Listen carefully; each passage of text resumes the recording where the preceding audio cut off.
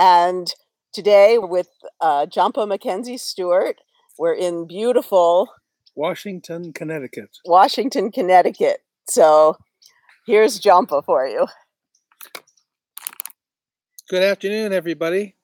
I'm Jampa Mackenzie Stewart, and we are enjoying this lovely day here in Washington, Connecticut, surrounded by some deer flies, so hopefully they won't bite us. Sharron is here to shoot some video for a Quantum Chi project and for the Shift Network, and I'm delighted to have her here. And so I'm going to be talking just a little bit about the links between QiGong and Tibetan Buddhism, Tibetan Buddhist practice in particular. And so I've been involved with both Buddhism and Buddhism since the age of 17, and Tai Chi and QiGong since the age of 21. And I didn't really see much of a meeting place between the two until it really started out that Tai Chi focuses on the dantian, the lower abdomen. So does QiGong, and so does Zen Buddhist meditation. So for years, I sat in Zen Buddhist meditation, focusing on my hara, on my lower abdomen, breathing there, focusing there. So there was that link. And that's helped me with my Tai Chi and my QiGong.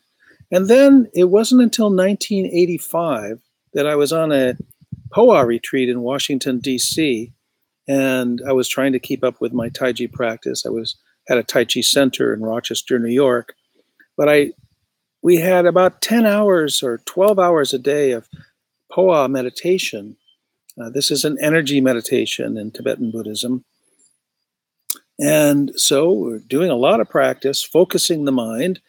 The mind leads and the Chi follows. The Chi leads and the body follows, according to Taoist philosophy and Tai Chi. So I thought, I've got to practice Tai Chi. It's a full moon night. I've got to practice Tai Chi. My Tai Chi is probably going to be horrible because I haven't been practicing for a couple of days. So I went outside under the moonlight, and I went to do my Tai Chi form. And it was as if my body dropped away, and the energy flow was so strong from just focusing my mind and focusing my Chi that my body felt like a cork floating on a river. It was that light and effortless. So I thought, wow, there's really a strong link between meditation and Tai Chi and QiGong. And so I practiced both over the years. And as I got more into Tibetan Buddhism, I realized that they had a very unique view of Chi practice. So having worked closely with Mantak Chia over the last 36 years, the Taoists and in Chinese medicine, I've studied Chinese medicine as well. I'm an acupuncturist. There's a lot of understanding of Chi, of the channels, the meridians, the energy flow. And there's also a link to the spirit. They know probably better than anybody all of the pathways of Chi and the functions of Chi in the body. But the link between the Chi and the spirit is especially pronounced in Tibetan Buddhism. And so their idea is that there are two general categories of energy in the body. I mean, there are many different types of Chi, but there are two general categories. There's what we call the Karmic Chi and the Wisdom Chi. So the Karmic Chi relates to the relative. It relates to all of our thoughts, all of our emotions, all of our dualistic perceptions. It's the energy that supports the mind. It supports every type of thought and every type of emotion. So the Karmic Chi comes from the 5 negative emotions.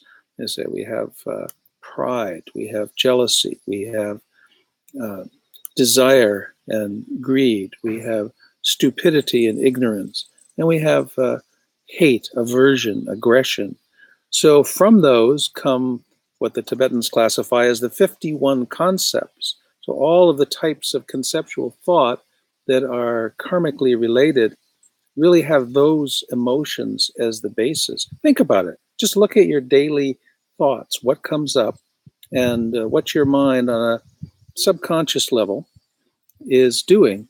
As you meditate, it becomes easier to perceive what's going on in the backdrop of your mind. It's as if the floor between your conscious mind and your subconscious mind becomes transparent and you see what's going on. So we have the Karmic Chi, and the Karmic Chi flows in the channels of the body. Most of the channels, they're called the Karmic channels. Then in Tibetan Buddhism, we have what are called the wisdom channels. And the wisdom channel is where the chi that supports the our wisdom energy in the body resides. The main one is the central channel, the core. It goes from the crown of the head down to the perineum, in front of the spine, not within the spine. It's about as wide as your thumb. And